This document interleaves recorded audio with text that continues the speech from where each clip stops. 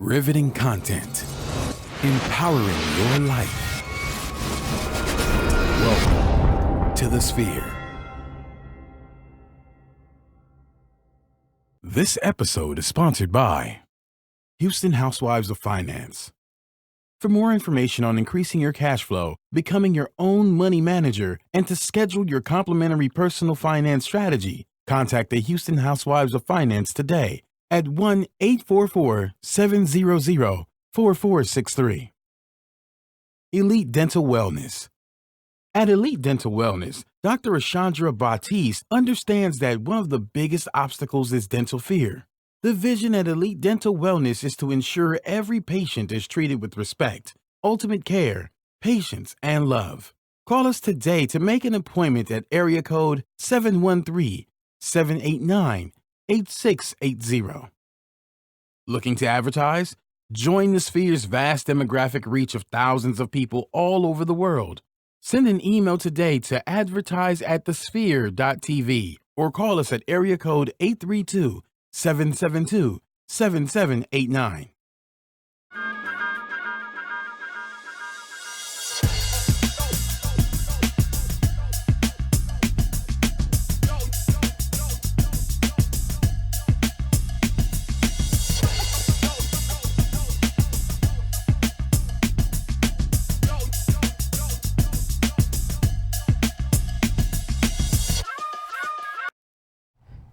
Hello, everyone, and thank you for joining us for Society Now, a show that endeavors to invoke, excite, and inspire. My name is Kira Laws, and I'm your host, and you can follow me on Instagram at The Modern Day Cindy and you can I just want this to be clear, though. The Sphere and then Society Now is not a fake news show. It's not fake news, and authenticity, right? It counts, and we do not provide alternative facts. This is real life, real news, and real feedback. So, just for real, just continue to subscribe and join us. And I have my wonderful co-host here today. Y'all know him as the man with a plan, the one and only Professor. I don't even know. Poli-sci fashion guy. This guy is amazing, but y'all let him introduce himself. Yo, what up? I am Kalen Laws. You can follow me at Senior Wapo 713 on all social media outlets. That's SENORGUAPO 713. Shout out to Houston. That's what the 713 is for. And I'm so excited to be here on Society Now, on the show that does not have alternative facts, and that is all about authenticity. I tell you, not fake news. Not fake news. Listen, so much going on, so much legitimate. Is this a real thing? A legitimate fake news? I don't know if I can say that. Well, I can't. I don't know. We have so many. We have a few people that are against freedom of the press. Yeah. So it's hard when they want to be. They want to be, but they actually embrace it because they utilize it every day to be against freedom of the press. Straight it's up. interesting. So Facts, right. I don't like freedom of the press, but I'm gonna use it to tell you that I don't like freedom of the press. Interesting. Yeah. So, talk about double standard. Well, we're gonna get into a bunch of double standards today. I don't know. Let's get into it. But let's say hello to everybody. Hey, everybody. Hey. And thank you for joining in again. So we want to start off real quickly with just really hitting really deep how much this sexual assault cancer, and I hate to use the word cancer, but this thing is spreading. And of course, sexual assault is not a new phenomenon. It's something that's been going on for a long time. However, a lot of people have, gotten voice and decided to talk about it. Well, in the midst of all of sexual assault, I think now it's becoming a situation that everyone believes everything is about sexual assault. Just recently, Rashida Jones, which was one of Quincy Jones' daughters, had signed up to write Toy Story 4, which is really a big step. She was one of the writers for Toy Story 4, but she decided to quit. Her and her partner decided to quit. Of course, everybody thought it was because one of the lead persons in the film behind the scenes was accused of sexual assault by many people. So they thought that was why Rashida stepped down. Rashida said, no, I didn't step down because sexual assault. I stepped down from the misogyny and, the fact that there's a lot of in terms of Pixar is not into promoting women or persons that are racially diverse, meaning minorities. What do you think about that? Unfortunately, this is a plight of Hollywood, right? Yeah. This, no diversity, lack of inclusion. Yeah. Not really putting those who are being movers and shakers, regardless of their ethnicity, background, belief, what have you, putting them to the forefront. You know, and this is an unfortunate. Another unfortunate example, especially from, honestly, Hollywood royalty. Yeah, because Rashida's been around for a very long time. I don't know if everybody knows or follows who Rashida Jones is, but again, she is one of Quincy Jones' daughters, and all of his daughters are very well accomplished. But recently she's had a TV show. Yeah. She's been writing. She's not somebody. She didn't walk into her privilege. She new earned onto it, the right? scene. She's not new, Not at all. And so she's like, I'm willing to walk away from this. To say something, say no to something good, to say something yes to something great for the purpose. She's doing it for doing it for the bigger purpose. Like, I can't just sit around and allow this to continue to happen. Yeah. When I know other people will be affected of it just like you. And she's one of those persons that happen to actually look like she's not minority. But she's very much minority, and she's a double minority in that she's a woman. And so she's feeling something in that Hollywood area that's making her very uncomfortable. So I would shout out to Rashida for just taking a big step, because that's quite a walk away to walk away from Toy Story 4, considering that's a big franchise. Listen, it's a huge franchise. It's one of the largest grossing movies in Disney Pixar history. Yeah. It's the one that exploded Disney onto the Pixar scene. Absolutely. And the merchandise that they've sold and the licensing agreements that they've done over the years has been phenomenal. So for her to stand up against such a giant, we're seeing so many Davids in this time. Absolutely. Looking at standing up against so many Goliaths. Absolutely. So shout out to Rashida Jones. Shout out to her. Now, this is another interesting twist. I know last week we talked about growing up hip hop, and not just growing up hip hop, but the maturity of hip hop, right? And the hip hop grow up, glow up plan, where we see our rappers get to this certain stage of their life and they're like, heck no, we're not going to take it. We're not going to tolerate it. And it's a maturity. It's a coming of age, a maturation. Now, Too Short has jumped on the bandwagon with this, and I'm not sure his backstory, which is making this interesting, but he has this really pro-female advice, and he's telling guys, hey, y'all need to back the F off. All this assaulting women, all this coming up on them, these unwanted advances are not cool, which makes the story interesting, because just this year he was accused of something similar, and it was found out that the charges were dropped because a woman was allegedly made up the whole story because she dropped him from the label. But it's interesting that he, of all people, would have such a voice in this, because although Too Short, I don't know, all I know about Too Short, he says the word "be" so much in the music. You know what I mean? It's kind of like, what are you rapping about, bro? Right. I don't necessarily know any of his lyrics to know if any of them are derogatory specifically to women, except for the word "be." Like, the B word just rings out so loudly. You know what I mean? So let me answer that. Yes. Okay. Yes. So right. is this a growing up? Is this a maturation? Exactly. Especially early on. Okay. Right. He was Too Short comes from the era, that mid to late 80s, where they were derogatory towards everybody, because the black man was, we were hit with crack cocaine in the ghettos. And in the slums, and we had Reaganomics that was pushing us down, right? And so in his era of hip hop, nobody was safe. Okay. From getting clowned, including women. And so, I think it is a great example, though, Kira, of maturity. I mean, the fam got kids. Yeah, he had nieces. I think we I don't know if he has daughters or not, but we briefly talked about this, this whole change in this voice of hip hop, even with Drake, shouting out what he shouted at the concert last week. It was like, I will jump down there and whoop you myself. Get your hands off these ladies. I think now it's going to be upon men and women to be able to decipher, when they buy the music, how much of it is real. I mean, we've been saying this forever, right? But everything you hear is not what these people live. These people have mothers, sisters, cousins, daughters, you know.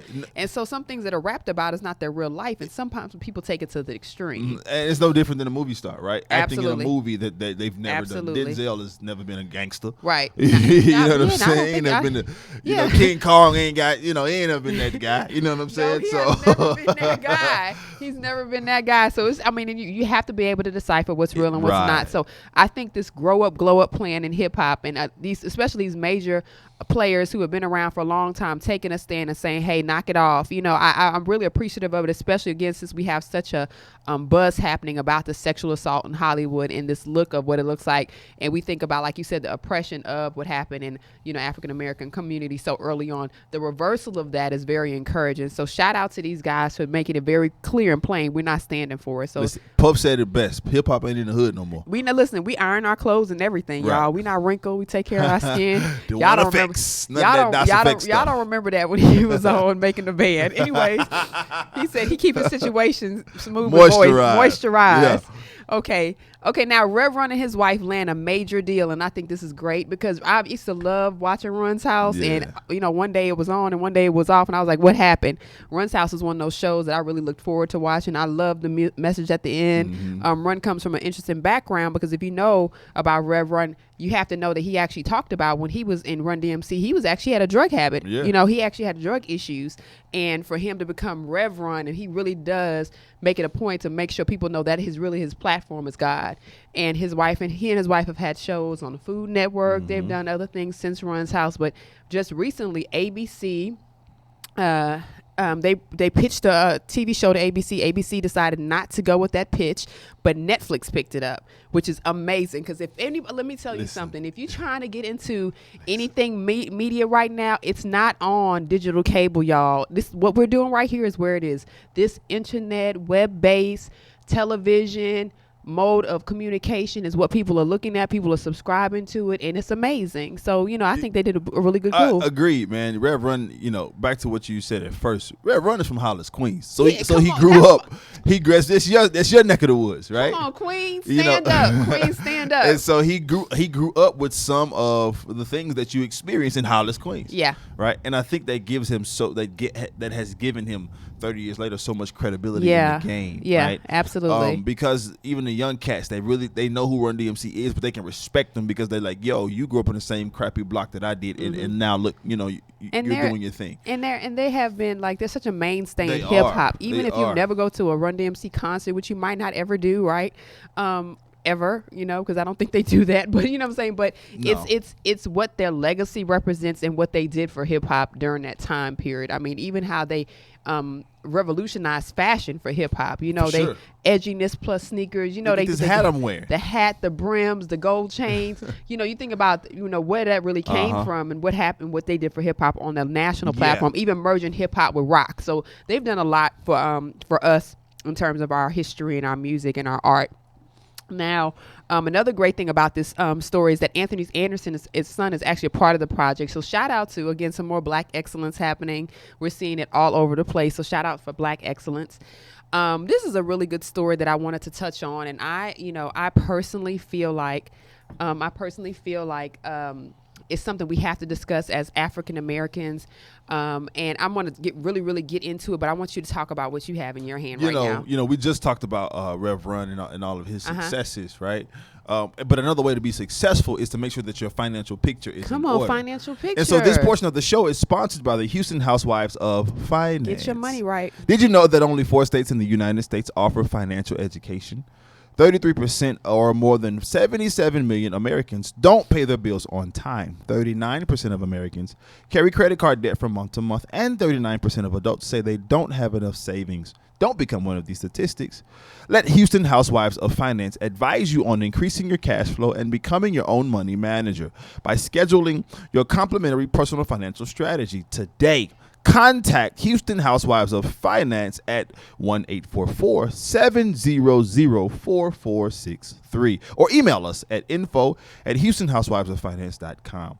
Ask us how you can participate in a complimentary financial literacy workshop near you. Houston Housewives of Finance are the new faces of the new age of financial services.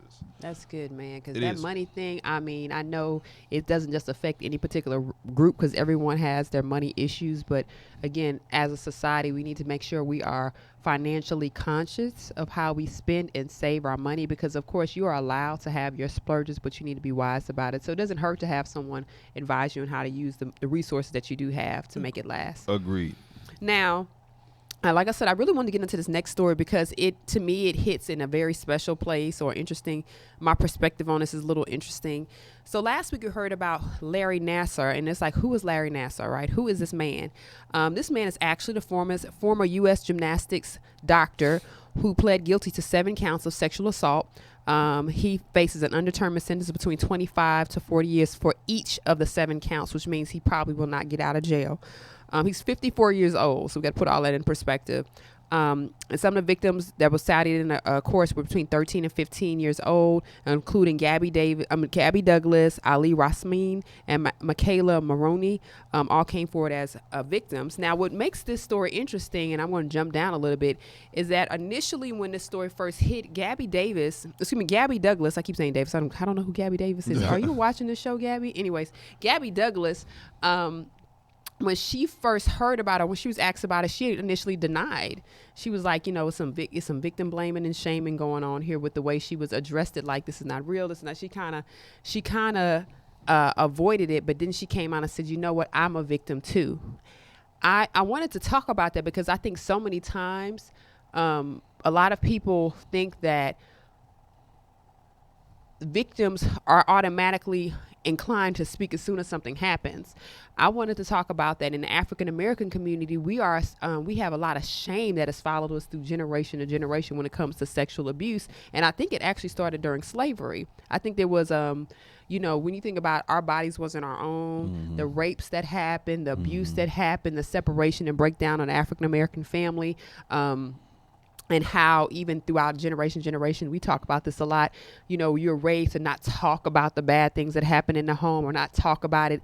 And you really don't feel like you have a platform to address things because you don't feel safe, maybe not even speaking to a family member about it because that's not something you actually addressed, right? Right. I think she might have been victim to this. I know some people might not agree, but I think that part of her not saying that she was a victim at first was she was ashamed. I think shame played a big role in that. What do you think? I think you're absolutely correct, and its roots are in slavery, right? The whole don't tell our business, because if you told your business when you were a slave, then you were either sold and or killed and or disciplined harshly. Oh, absolutely. And so, we still feel the effects of that amongst other things today. And it's unfortunate. A victim, I've never been a victim in such a manner, but a victim of that, in all of my research and reading, they're going through so many different things. They don't want to be looked at as a victim.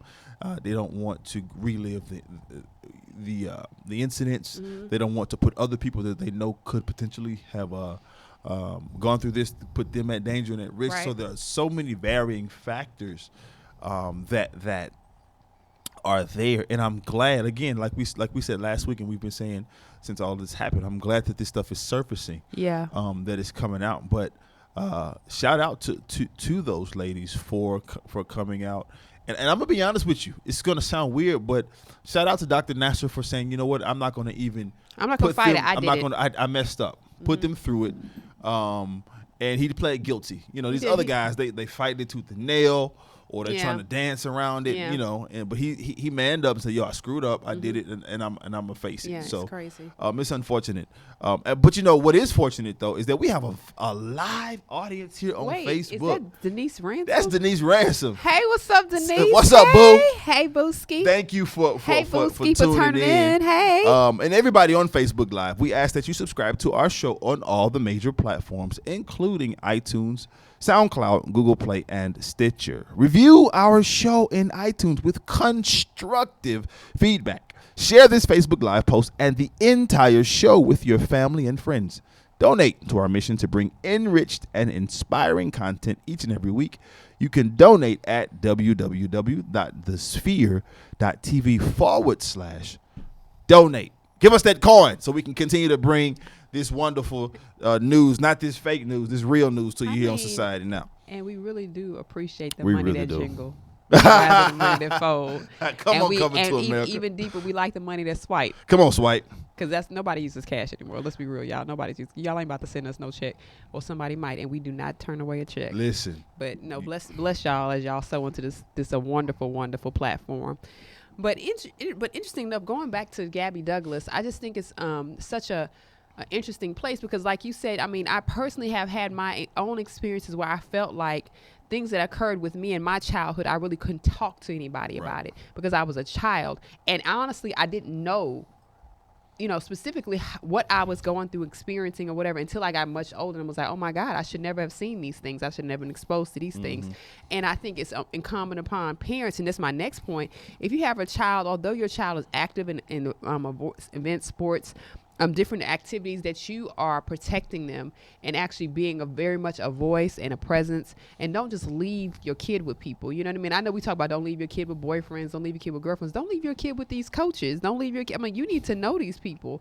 Vet them. Vet them out. And I mean, just because your kid wants to do something, you need to, put your, like they say, old school discerner on and figure out if this person needs to be around your kid, because everybody that might be good for them is not good for them. Listen, you know this. I'm very much an advocate for team sports, team activities, things of that nature for children. I believe it builds social skills. It builds it teaches them how to deal with adversity, on and on and on.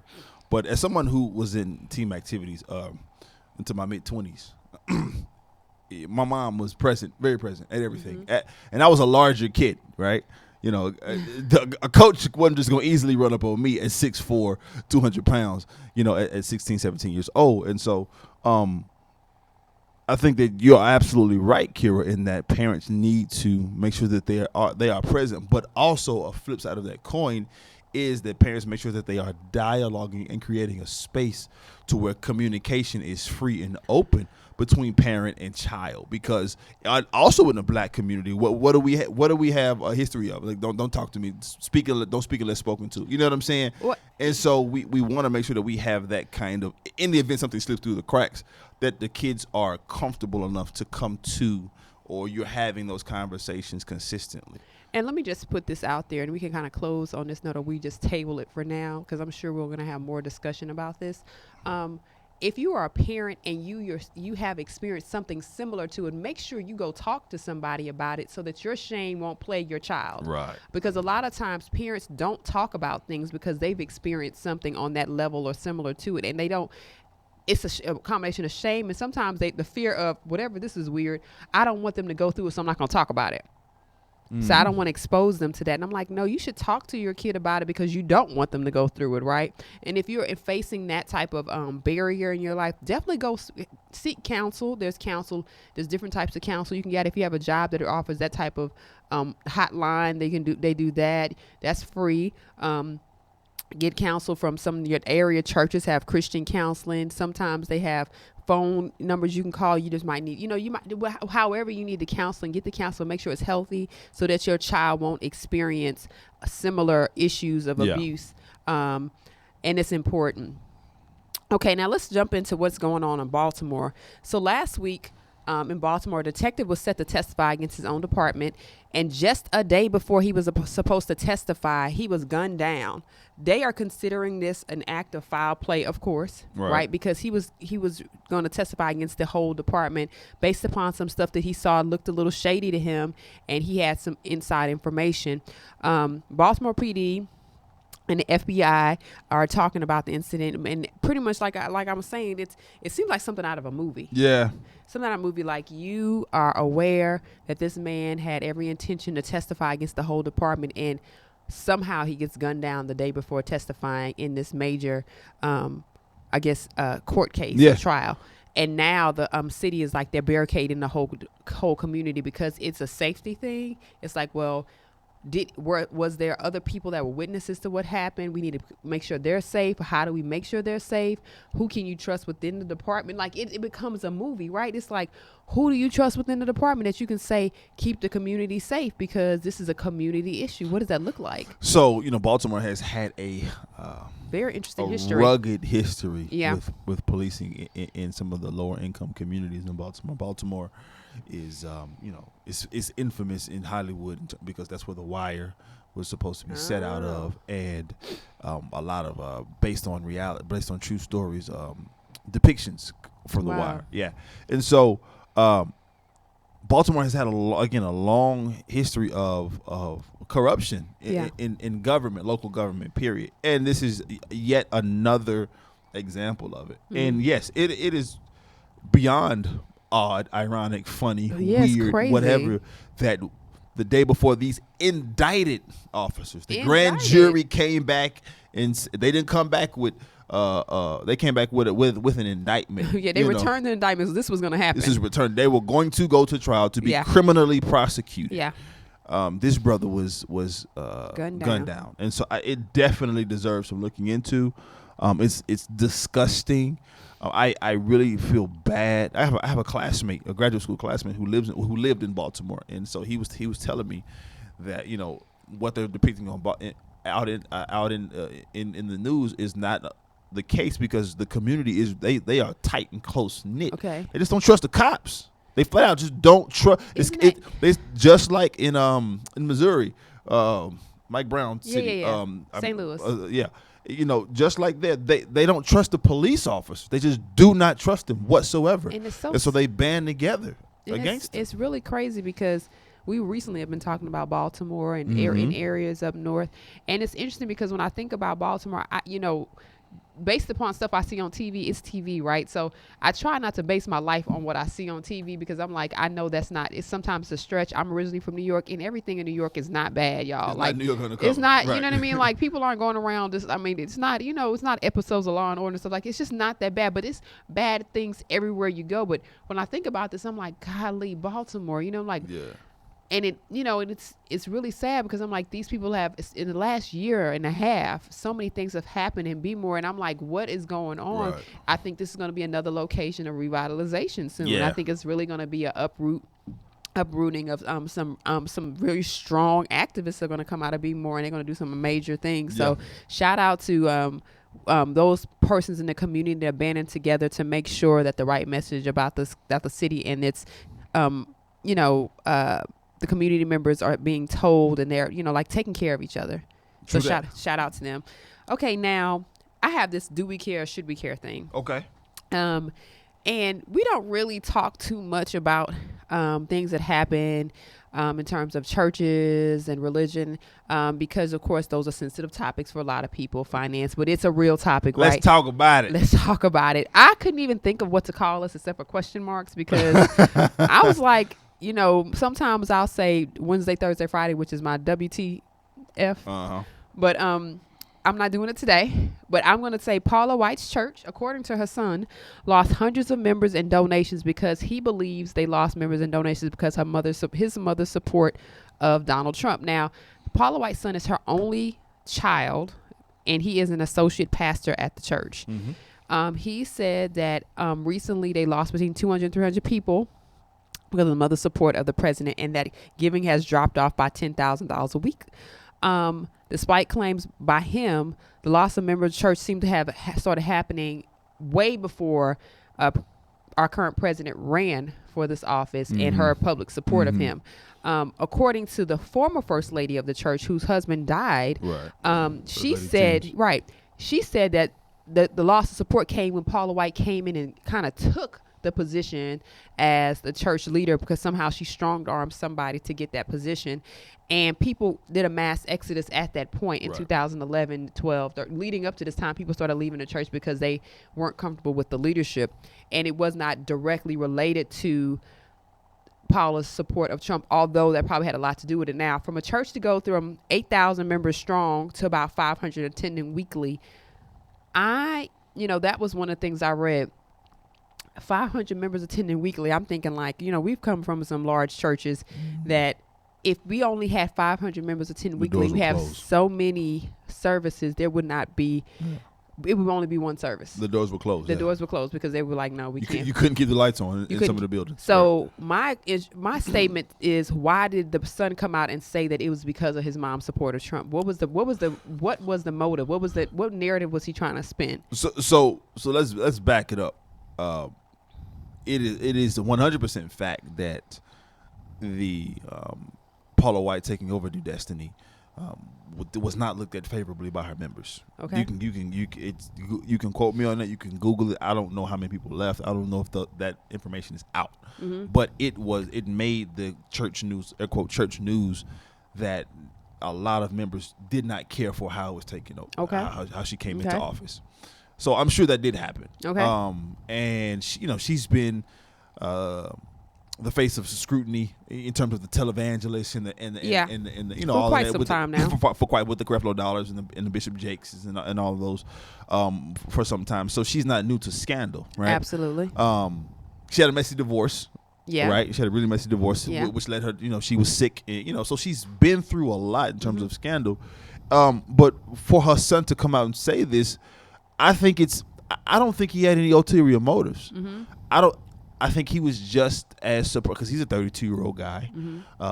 He's a air quote millennial. He's woke, living in South Florida, been in South Florida for forever, and I think he was just as shocked that his mom came out and supported You think Trump. so? I believe so.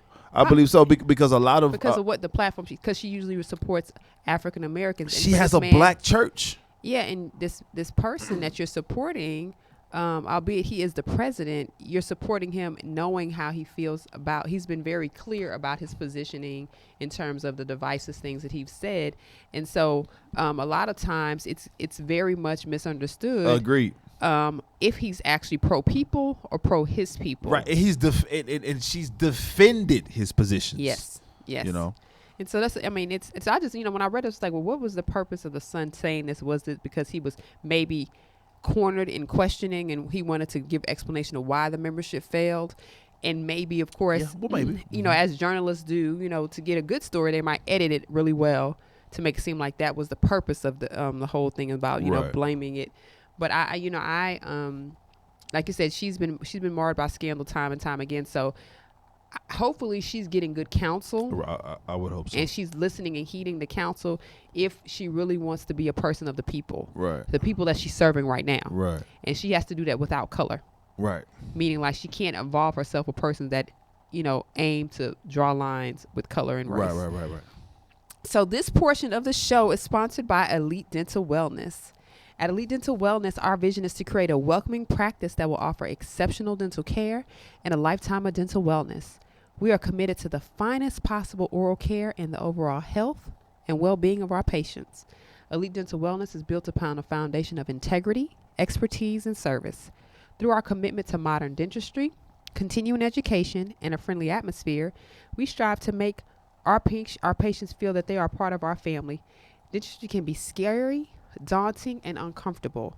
Dr. Baptiste and her team work tirelessly to ensure that your comfort.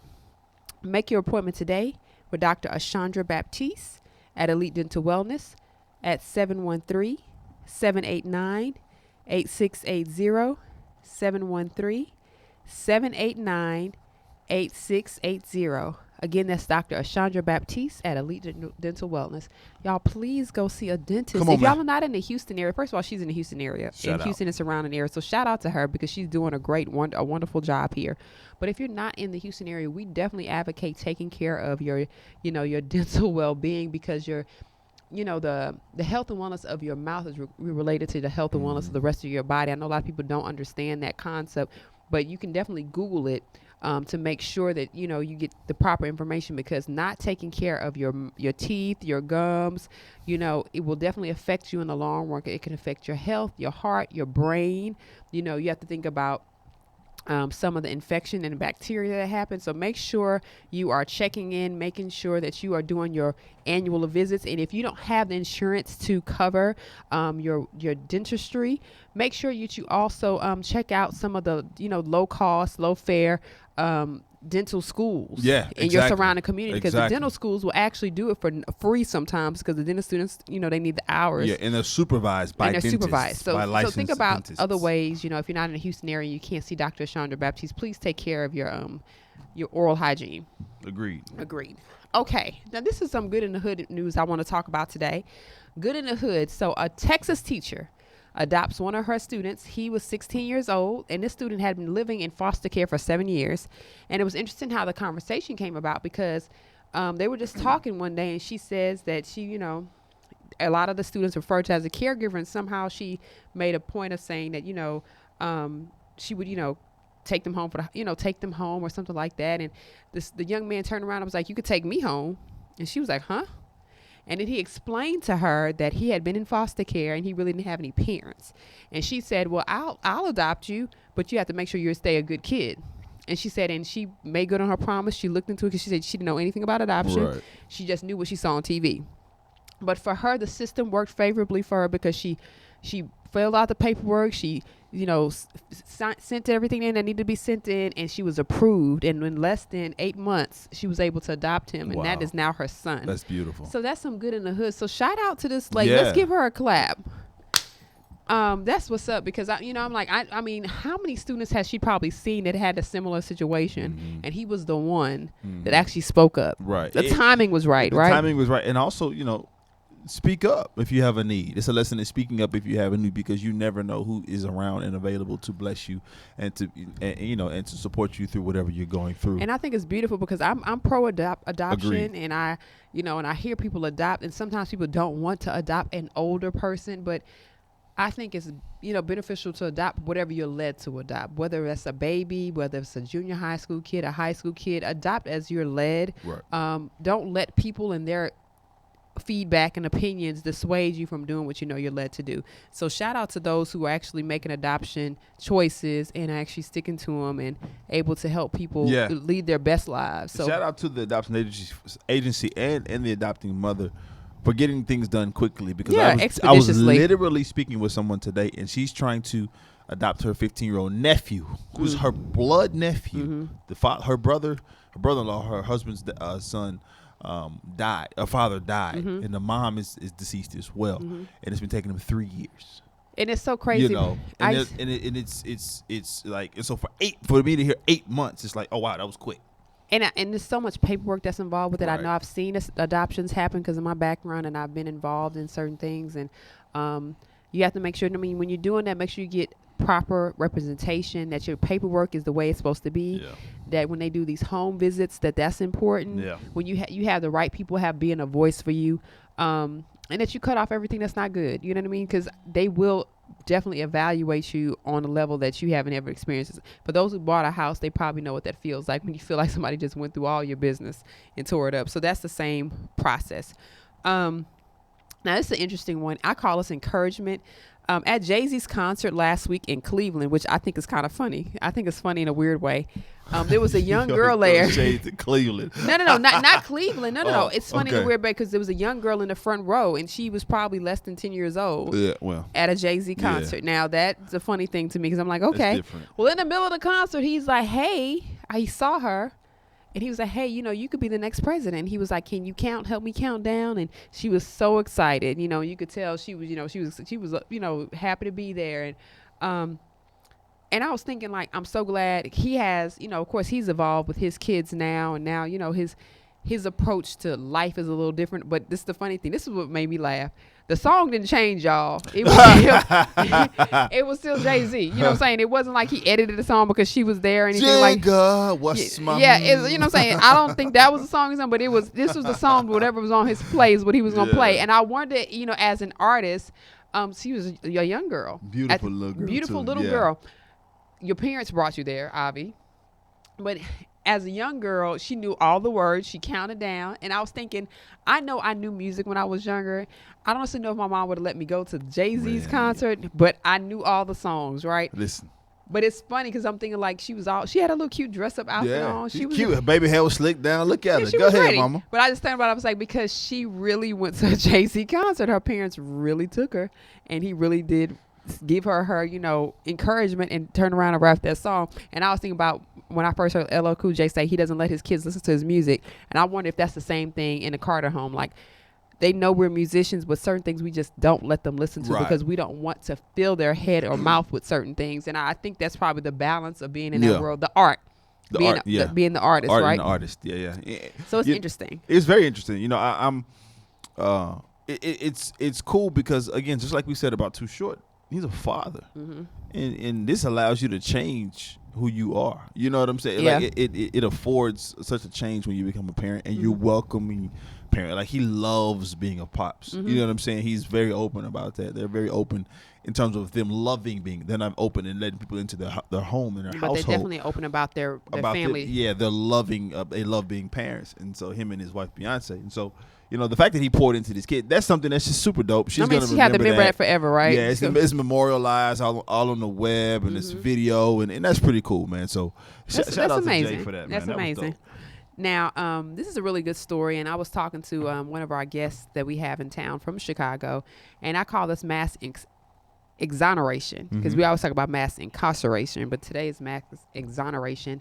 In Cook County, in Chicago, 15 persons who were incarcerated were all exonerated at the same time because of cops who actually planted drugs on them, and it was found that all of them well, when they testified and said that, hey, this cop, we saw the cop playing drugs on us, they was found out it was true, and they were all exonerated at the same time. Now, what is even more interesting in this is that there was 18 convictions total of persons that were caught up in this. However, those 3 guys who were caught up in it were already released because they had time served. So now we're looking at whether or not that their record can be expunged, and meaning like that, when they go to apply for jobs, this stuff won't show up on their record because it's proven now that what they said was true. You can't give them back their time. Obviously, they didn't serve a long sentence, but they served long enough to have had any type of traumatic effect. You're in jail. I mean, I don't care if you're there for 1 day or 1 year or 100 years. It's jail. You know what I mean? Right. So there's something that you lose when you're Right. there, and especially when you're wrongfully convicted. So shout out to Cook County for actually following up on this, doing the right thing, letting these men out. It's unfortunate that, again, this is a case of corruption. This is a case of corruption. It is. It's a case of corruption, and not only do I pray that activists and politicians rally behind these men, these 18 men, that they get their records expunged, completely cleared, but also that they get restitution in terms of payment, right? Because these guys lost opportunity to earn money for themselves and for their families, right? And I don't know how many of these fellas, were parents and business owners or students, or I don't know.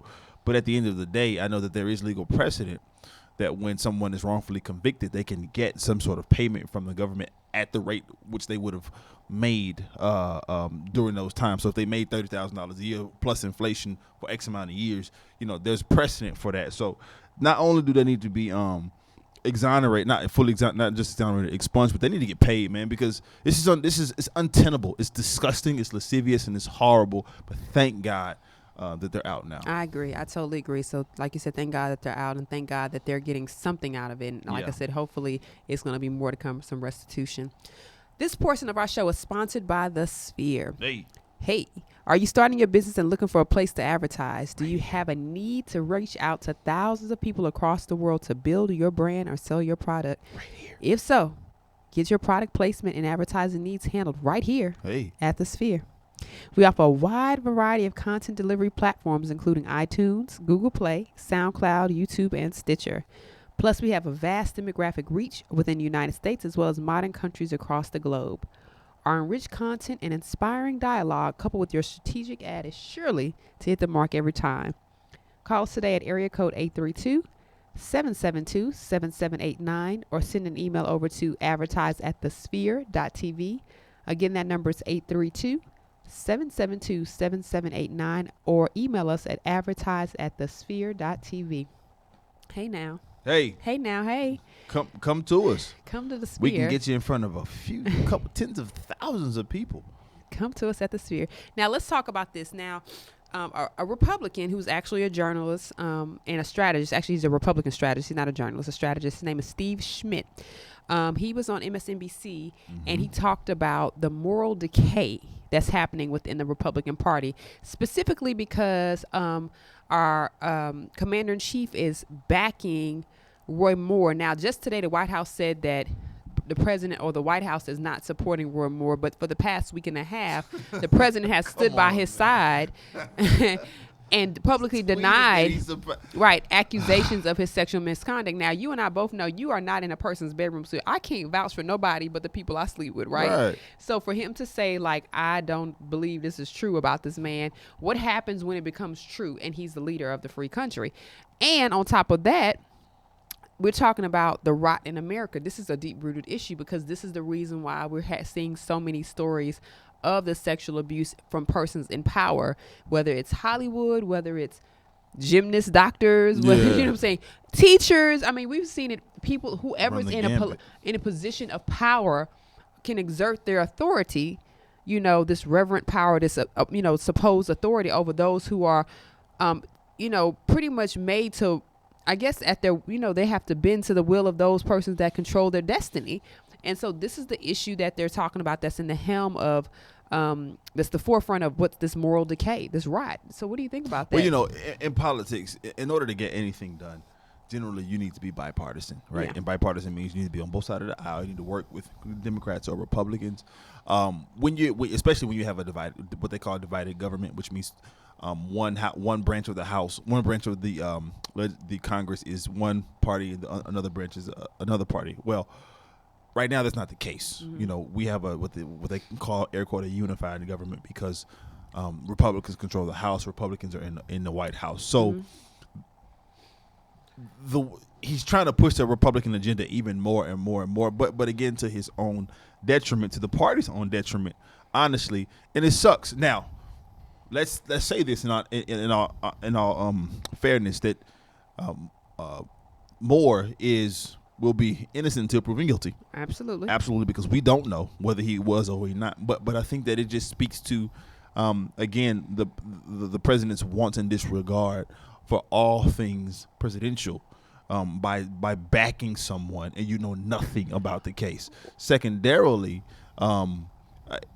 dude just doesn't care.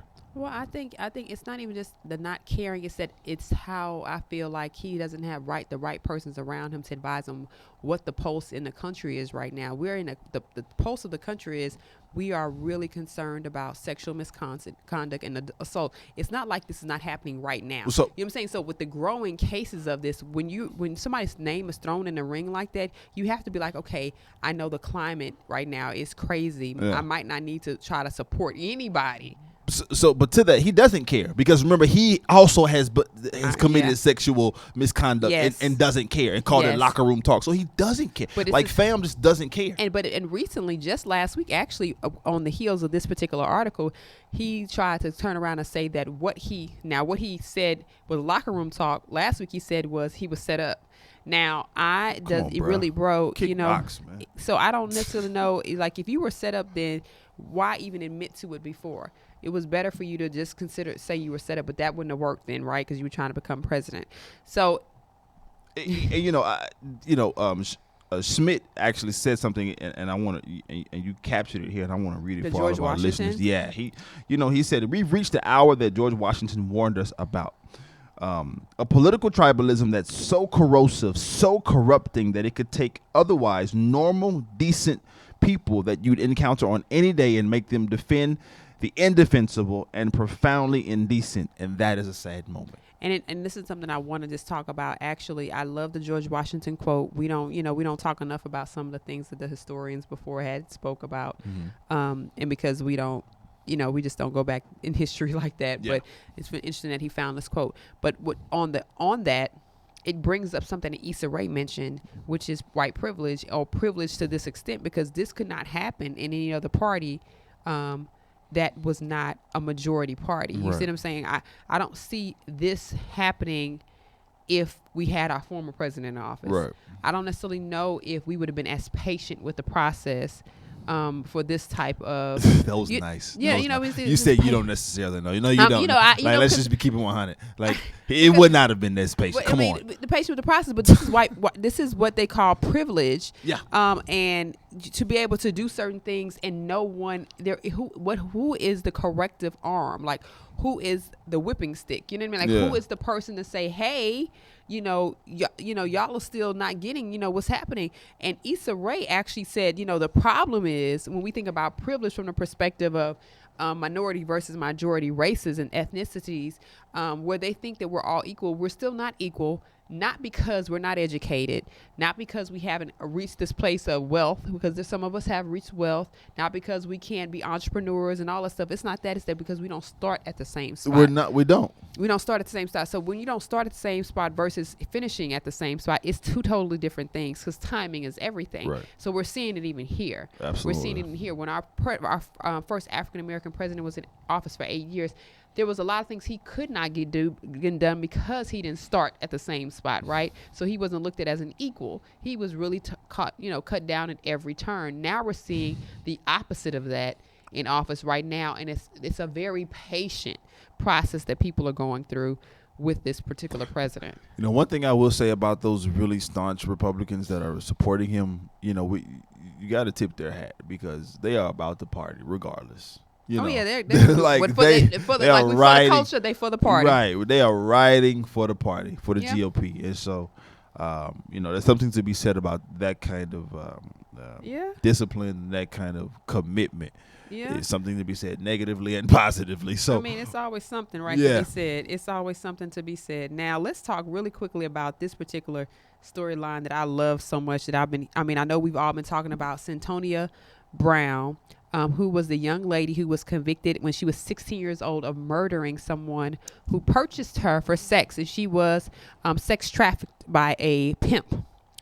And this happened in Tennessee, unfortunately. And in Tennessee, as a juvenile, she was convicted as an adult and sentenced to life in prison without the possibility of parole until she was 69 years old. Now, since then, we've had a lot of Supreme Court cases that have come about, which reverses the state's ability to convict somebody for, as a juvenile for life imprisonment. This is not her case because this is Tennessee, and in Tennessee they have not yet overturned that law.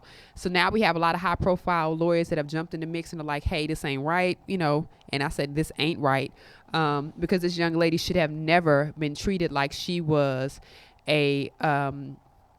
She should have been treated like she was the actual, I guess. I don't know what the word.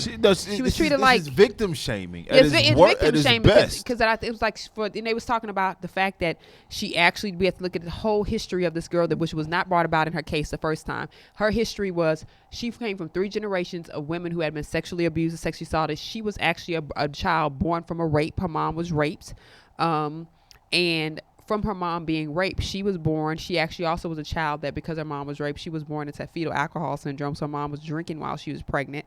Of course, that has not affected her in terms, she doesn't have any diseases or disabilities, but you think about the cycle that occurs because at the age that she ran away from home, even when she wasn't even in her home, she ran from home, she ran into a life that a pimp found her and put her into that life. And, at 15, 16 years old, you trying to stay alive in those streets. I don't necessarily know. In 2017 or whenever she was convicted back in 2004, she served 13 years. She should not still be in jail. almost half her life. She's 29 years old. First of all, I don't believe in 2017. I don't think she would have got convicted.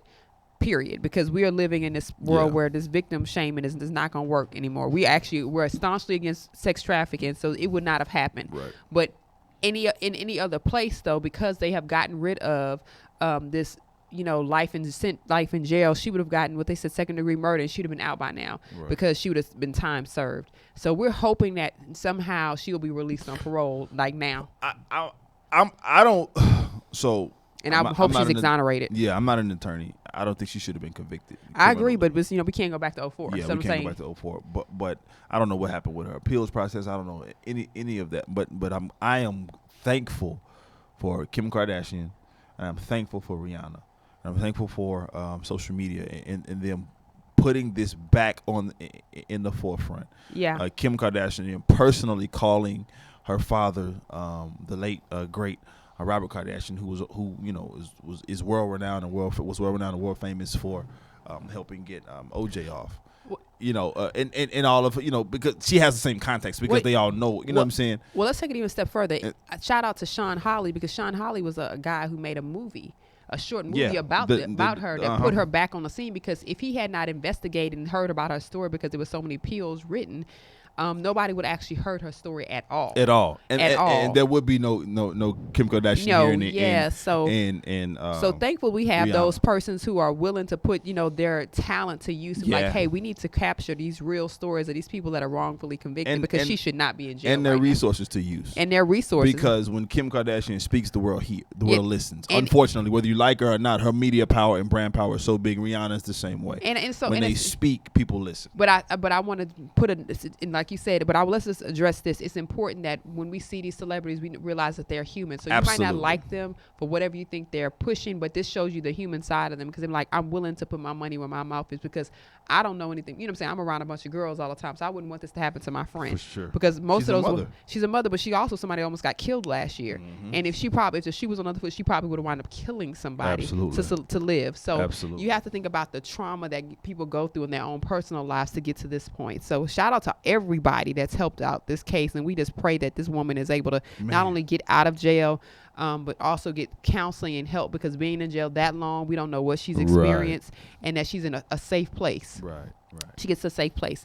I just want to send this silly story before we do our quick society seconds. This is some silly story real quickly, and I want to know, are these people on drugs?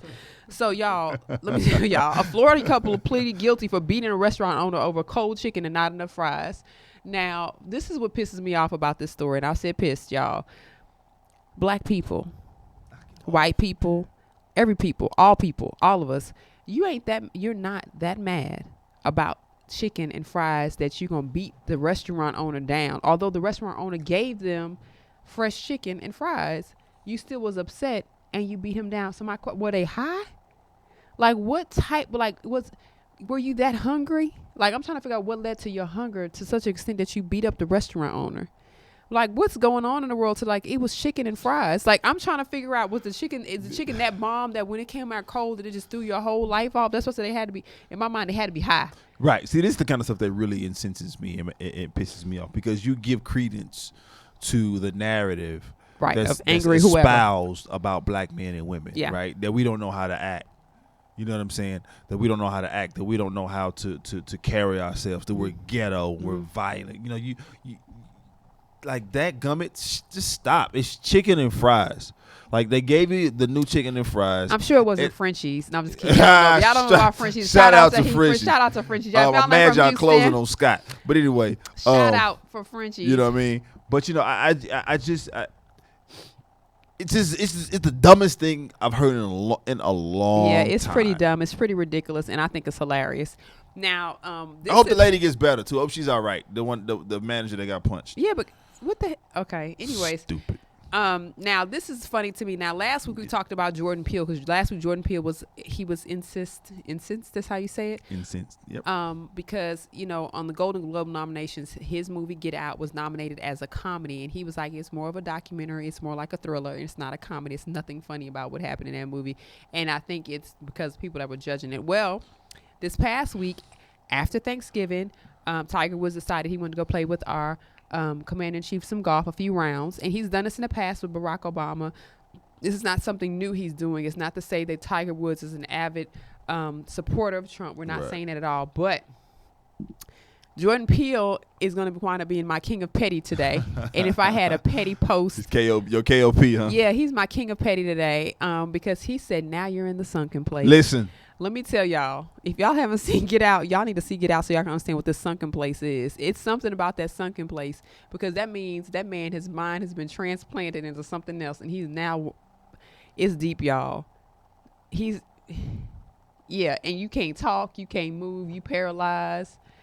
You got to wake up and put cotton balls in your ear from the Listen, scratched up it doesn't sofa. shock me. It doesn't shock me that Tiger did this, right? Because Tiger has always been Tiger. He's always done what he wanted to do when he wanted to do it. Yeah, and I don't, he was one of the first athletes to denounce his blackness. He was Caucasian. yeah, and He was trying to be nobody- inclusive, and I get it, because but Is that where he went wrong though? that's where it started, and That's then where all it of us, and started. then he was a phenom, one of the greatest Yeah. golf players to ever play the game in his prime years. And with that comes some pompousness and bigger than, he made more money than any golfer has ever made, and one of the largest, biggest, he was the first golfer to have major endorsements like Michael Jordan and type of endorsements and Kobe Bryant type of endorsements. So it doesn't with that comes this idea of, at least I believe, that I can kind of do what I want to do. Yeah. Because with money comes power, or at least perceived power. And so I think that this is what we're seeing. It's not necessarily anything wrong going to play golf with 45 with our celebrity in chief in these divided states of America, but at the same time, it is everything wrong with it. Well, I was going to say, you said something and I want to get into, but I don't want to get too far off into Okay. this. But I just want to say simply that, the issue with not embracing, he tried to embrace all of him to the exclusion of embracing the part that was the most of him. And then everybody sees. That everybody sees. And in that, what the issue was that he couldn't foresee what we see today. Right. Which is there is more, we embrace more the interracialness of couples, and we embracing it more today than we would have maybe 10, 15, 20 years ago, because people are, we're seeing this unity come about. So he couldn't see it, so we're not going to knock him for it, but in that there was maybe some things that could have been done differently and more and better well executed. But he was younger. So no knock, but we got to get you out the sunken place. We got you, bro. Get out. Put that cotton in your ears, man. Okay, so shout out. This is one of our last stories today. Shout out to Prince this Harry and Meghan Markle for making it official. We finally got a black princess in the palace, y'all. We got a real princess, y'all. I bet you she's gonna get a Barbie doll. That would be dope. That would be really dope if she does. But everybody, black Twitter acted up. White Twitter acted up. Twitter acted up, because it's not a black white Twitter. It's just Twitter. Twitter acted up today. People are very excited about Prince Harry and Meghan, and they're really excited about the fact she really will be a princess. And it's a great story because, like you said, she talked about early on in her career, because she's an actress, that it was hard for her because she wasn't white enough for the white roles and wasn't black enough for the black roles, and she is biracial, and so but she is black, and so we were excited about that. We always knew Harry was different. Listen, Harry didn't. He has never cared about skin color. Harry has and always been ethnicity. different. He just wanted you to be fine. He just wanted him a pretty girl. He just wanted a pretty woman. And that's okay. And I'm glad that he actually did not fall into, any type of stereotypes. So shout out to Harry for breaking, I guess, the internet today. Yeah. And also it's funny that this is funny. When I read this article, they actually said they're getting married in spring 2018. It won't be a traditional wedding.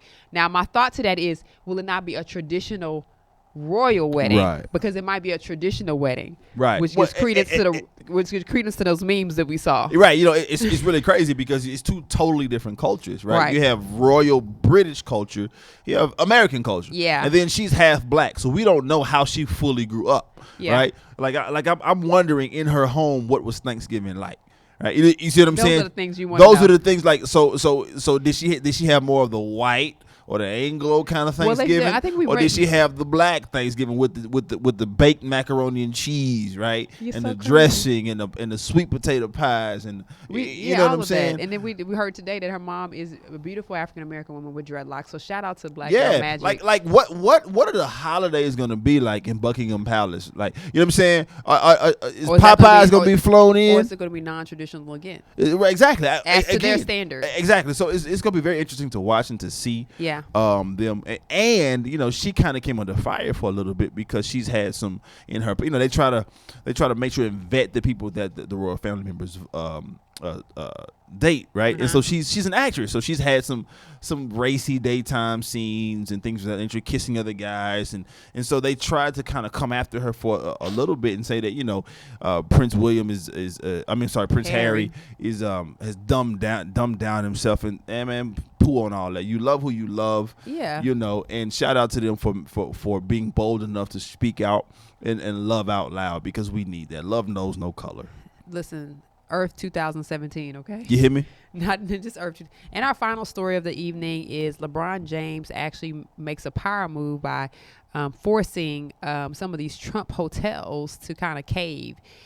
He did this by being very vocal about the fact that he was not going to stay at any Trump hotels. Of course, with that, his teammates followed suit, and then a lot of other NBA players have been following suit, which has been causing some of the Trump hotels to lose millions of dollars. This chain lose millions of dollars, which means that for these hotels to be sustainable, they have to drop the Trump name. That's a power move. Now, I think that, I don't know what everyone else thinks about that, but I think that when you use your star power for things like this, you're a winner. You're you're a winner, because you can't always fight money with money. Right. But if you know your platform, you can use your platforms to, really move some things. That's like, I call it the Beyonce effect or the Oprah effect. Oprah didn't have to spend money to get people to not do something. She just needed to mention it. Right. He said, we're not changing Trump Soho. We're not doing that. Yeah, and I love it. it. I love that these guys would influence and power and brand power and brand management can affect the bottom line. Yeah. Because at the end of the day, that's what gets things done. Absolutely. The United States of America is a country, but it's more of a business. Yeah. Oh, we're corporate all we're, day. we're a corporate entity, right? You start looking at credit ratings, you start looking Yeah. at GDP, all of these kind of things, and we're not going to go into that because that's a whole different show. Yeah. But being able to affect the bottom line in such a way is an amazing thing, and because LeBron has been ardently outspoken against President Trump. When President Trump tried to clown him, LeBron said, "Man, he's a clown. I don't care about him. He's a clown." Definitely called him out. And so I'm glad that others are have enough cojones and others are emboldened enough to stand with him. I love those SET words.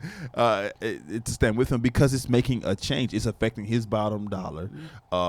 His real estate empire was built on the backs of mistreating minorities all over. Not paying them, things of that nature. So we don't have to go in all of that. But he definitely called him a bum. Yeah, he called him a bum. He said he's a bum. And so a shout out to him for all of that. And listen, if you make 40 or 50 multi-millionaires, you piss them off, you got a S-storm coming behind, because this is what's happening. He's pissing off potentially hundreds of multi-millionaires who have brands, who have bargaining power, who are not idiots, because these athletes, they come into the league and they are coached on that you're not just an athlete at this moment, because that's not what the NBA is and what the NFL is. You are a brand that represents a larger brand, right? LeBron is a brand. When he was 18 years old, you're a product. Exactly. He was 18 years old. He signed a $90 million contract with Nike. So so he's a brand. Yeah. So without getting too long with it, because I've been too long with it already, it's an amazing thing that these guys are stepping up and using it. Man, I could talk all day on that. I love it. Well, I'm totally for it. Shout out to everybody that made waves. And there was so many great stories that we could have talked about today. We're just gonna have to table them for another discussion. But just again, we are proud to actually be able to give you what's happening in our society today, right now, on Society Now. It's an exciting time to be in America. 2017, exciting time to be in the world, because we're seeing so much things that are going in the right direction, despite all the negative we hear, despite even some of the issues that we bring up on the show. It definitely is positive. Most of things are positive, going in the right direction, because within every tragedy we're seeing some people stand up and elevate themselves, like, yo, we're not taking it. People that we would not think would take it, would use their platform for other purposes. So shout out to everybody that's using their platform for good. Thank you again for joining us on Society Now. We look forward to seeing you next week. My name is Kira Loss. You can follow me on Instagram at TheModernDayCindy. And you can follow me, Kaylin Laws, at SeniorWapo713 on all social media outlets. And make sure you tune in this Friday. Got a new show. Oh, yeah, come on, Friday. We got a new show, a very special collaboration that we're having on G is for Gentlemen. If you do not know, I am one of the hosts for the Men's Style and Gentlemanly Culture a podcast here on the Sphere Podcast Network. And so we are going to film at Saks Fifth Avenue. Come on, Saks this sexy. Friday. Yeah. So we're trying to really bring sexy back. So make sure you tune into that. Thank y'all so much. Thanks for having you guys, and we look forward to seeing you next week.